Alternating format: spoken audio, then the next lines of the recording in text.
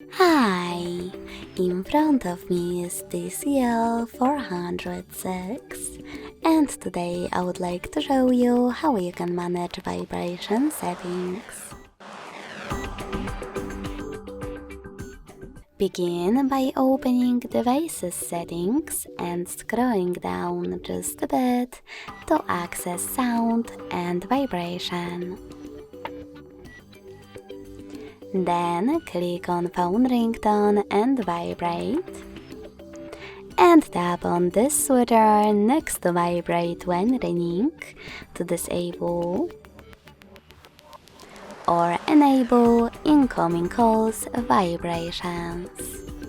When you're done, go back, scroll all the way down and choose More Sound Settings at the bottom.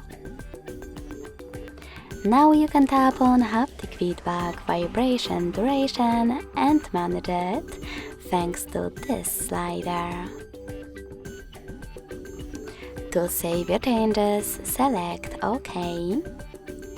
To discard them, click on Cancel. Or to restore the default ones, just tap on Default. Lastly, tap on this switcher next to Vibration on Touch to enable or disable haptic feedback for touches, keyboard, and more.